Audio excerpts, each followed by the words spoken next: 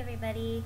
I had a little bit of a rant today to talk about just because I've noticed that a lot of people my age and younger than me, we kind of are a bit sad in that we don't seem to read anymore. Like, why don't people read anymore? I mean, I grew up wanting to read ever since I was probably like 3, and I would make my mom like play me all these little recorded tapes of books, and even like vinyl record. We actually had a vinyl record player that would play and read out storybooks for me. And I remember the first day of grade 1 being so excited that I was going to learn how to read. And yet now everybody around me, like most of my friends and even my coworkers and everybody I know, not a lot of people seem to take the time to read anymore. I mean, yeah, for sure. Benefit of the doubt, everybody's like super busy. Who has time to read anymore? Like, I barely have time to even read like blog posts that are more than like a screen long.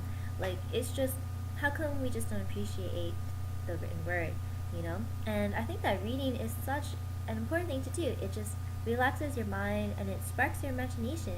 And it really can make you think or entertain you, you know? Just make you feel something. It's a really great way to relax. And I know that I always love looking forward to rainy evenings where I can just like sit around and like read a book, which, as nerdy as that sounds, is really fun for me. So yeah, I mean, today I thought I would recommend some books for people to start on who don't read very often, and I have them all broken down into different levels. So if you like, you know, a book that's kind of like a TV show and it's exciting and there's lots of adventure and sort of cool things going on all the time, then I recommend that you try reading this book. It's called The Golden Compass by Philip Pullman, and it's book 1 of a trilogy called His Dark Materials. It's actually a children's book, and it was actually even a movie, so this is like how entertaining it is. They made it into film.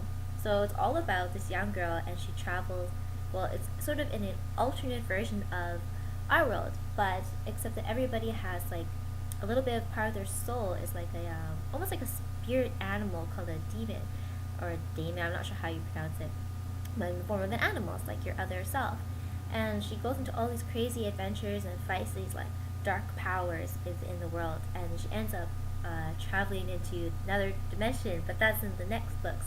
So you should totally read this. This is a really exciting read and a good start if you want to get started into reading. Now, if you're not as much into adventure and you're more into like relationships, you're a bit of a girly girl, blah blah blah. Another book that was turned into a movie is actually Bridget Jones's Diary. I don't know if you can see that. So as you can see, Renee Zellweger, Hugh Grant, and Colin Firth. So this book is total what you call chick light in that it's really entertaining. It's very gossipy, and all women love it. I love it. It's really entertaining and easy to read. It's light. It's not, not gonna make you think, which is what if you think why you shouldn't read. This is definitely a good book to read, and you could read it like in a summer afternoon on the beach. If you're just gonna go out and tan, have a couple glasses of lemonade. This is a book that's good to read for that. And then finally, if you actually do want to get into some intellectual reading and sort of books that make you think a bit, then I would try reading this book actually by Canadian authors, The Rebel Cell. It's by authors Joseph Heath and Andrew Potter, and they're a couple of professors out of, I think, Yale? University of Toronto, and yeah, Joseph Heath is from U of T. So basically, it's kind of like if you've ever heard the book No Logo by Naomi Klein, another Canadian. It's all about sort of marketing and about the countercultural rebels, as they put it. So it sort of takes the sort of opposite look of adbusters, which are people that sort of fight against mass media and the sort of dominant mainstream culture. And it takes another look and examines, okay, like, do they have some valid points, or are they just as bad as the man that they're trying to fight against? I don't know if I agree with all the points in this book, but it's always interesting to get both perspectives of an argument. So yeah, definitely a recommended read. So I think that, get out there and read a bit, and we have to sort of learn to stretch our time and attention spans, because basically I think a smart and an eloquent person, although I certainly don't sound like that here on these videos, definitely has to read.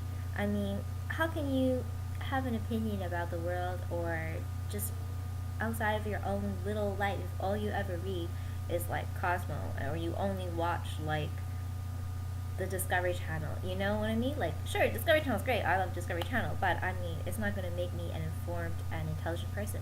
So please, please, please, people, get off your computers, go read a book, and yeah, if you have any really good book recommendations yourself, please do send me some because I always like to add to my book list. And yeah, I hope you didn't mind this little rant. Thanks.